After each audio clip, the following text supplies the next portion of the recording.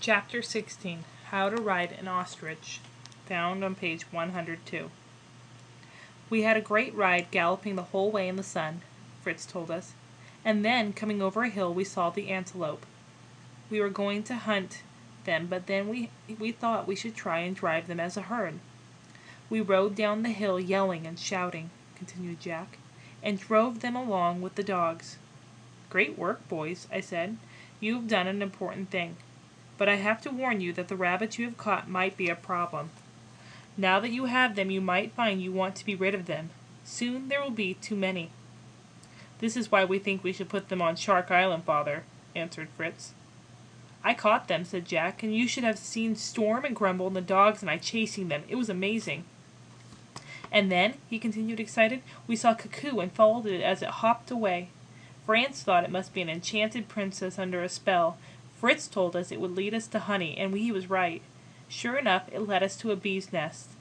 We must have scared them because the bees flew out and stung me all over. I jumped on Storm and ran off, but they followed me the whole way.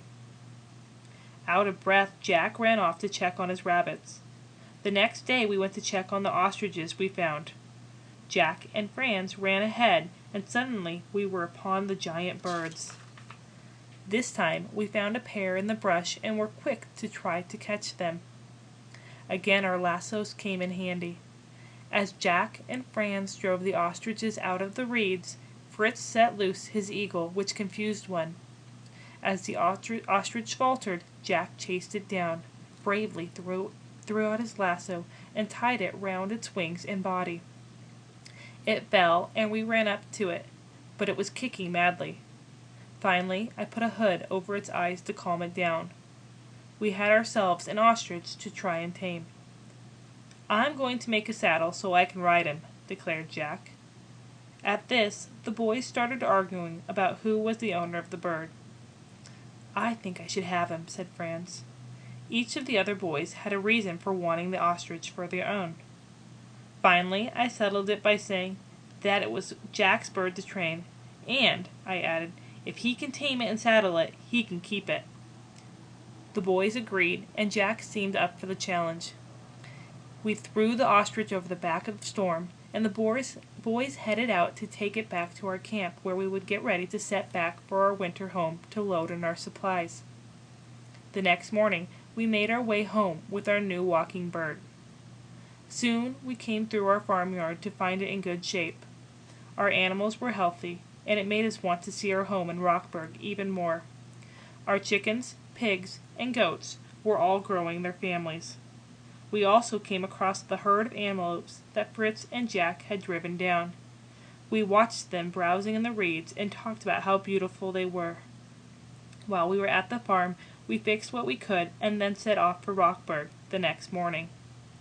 By then we were all thrilled to be back, and we threw open the doors and windows and aired out our home.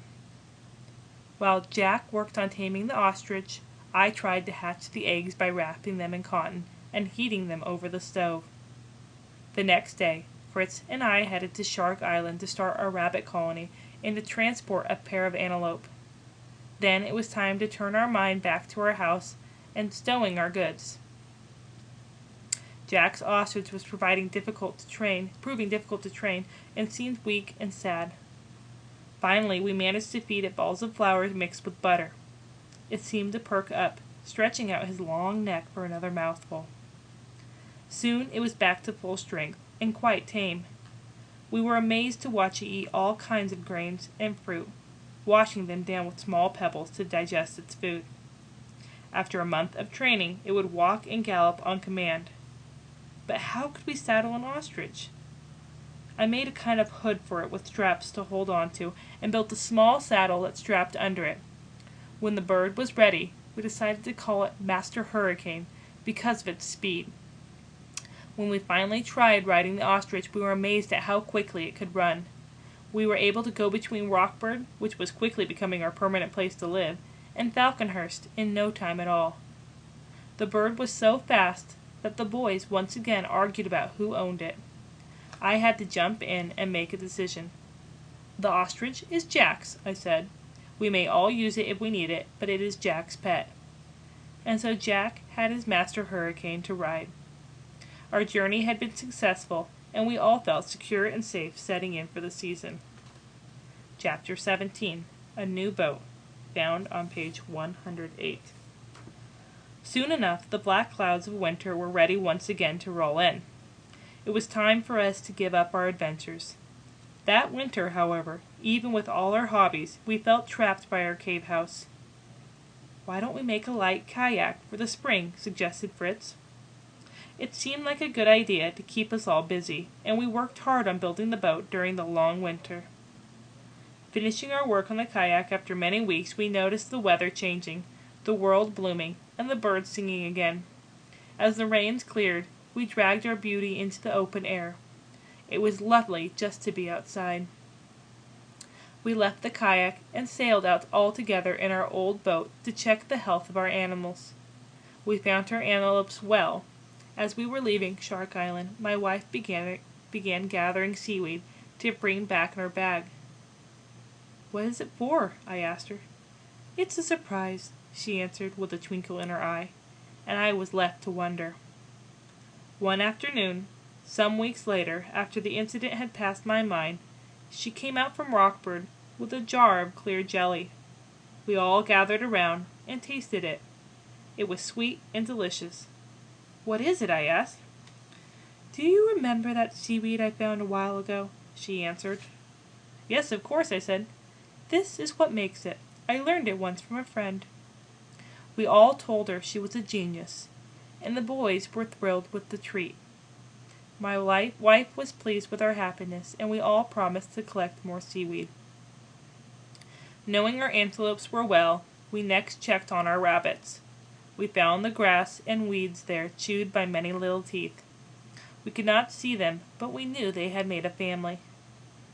The next day the boys all went out on a grand hunt. They returned that night galloping and excited, having caught all kinds of wild game and fowl. They were proud, and I could see that they had become true hunters.